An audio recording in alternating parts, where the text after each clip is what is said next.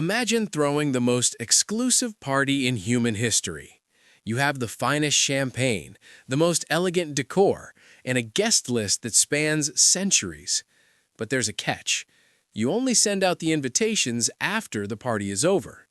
On June 28, 2009, Professor Stephen Hawking did exactly that. He sat alone in a room at the University of Cambridge waiting for visitors from the future. No one showed up. It's a simple experiment that poses a haunting question. If time travel is ever invented, whether in 100 years or 1,000,000, where are the travelers?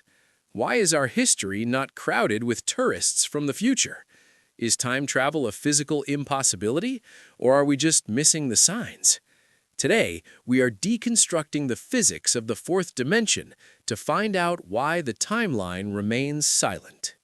To understand why they aren't here, we first have to understand what time actually is. To Albert Einstein, time wasn't a universal constant.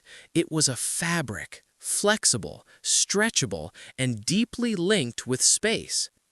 We know for a fact that time travel into the future is possible. It's called time dilation. If you were to board a spacecraft and travel at 99% the speed of light for a year, you would return to an Earth that has aged decades. You would be a man out of time. But the past is a different beast entirely. To go back, we need more than just speed. We need to warp the fabric of space-time so severely that it loops back on itself. But even if the math allows it, the universe might have a built-in delete button for such anomalies. One of the most logical reasons we haven't seen time travelers is what scientists call the reception theory. Think of a telephone. You can't call someone in 1920 if they haven't invented the phone yet. Many theoretical models for time machines suggest that you can only travel back to the moment the machine was first switched on.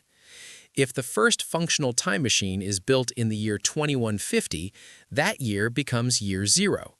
No one from the distant future can ever travel back to 2026 because the gateway doesn't exist yet. Then there is the darker possibility. The universe might simply forbid it. Consider the grandfather paradox. If you travel back and prevent your grandfather from meeting your grandmother, you are never born. And if you are never born, you can't travel back in the first place. It is a logical feedback loop that threatens to shatter the very fabric of reality.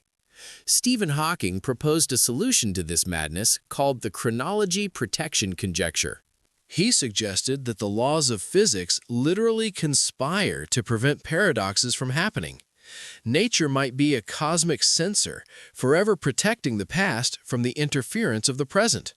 The timeline is safe because the universe itself refuses to be broken. But what if we are looking at it all wrong? What if time travelers are here, but not in our timeline? Perhaps the silence of the timeline isn't a sign of failure, but a sign of our own infancy. We are a young civilization, still learning to read the cosmic clock. Until then, we keep looking up and we keep moving forward. Because even without a machine, we are all traveling through time, 1 second, 1 heartbeat, 1 discovery at a time. Thank you for watching. What would you do if you could travel through time? Let us know your theories in the comments below.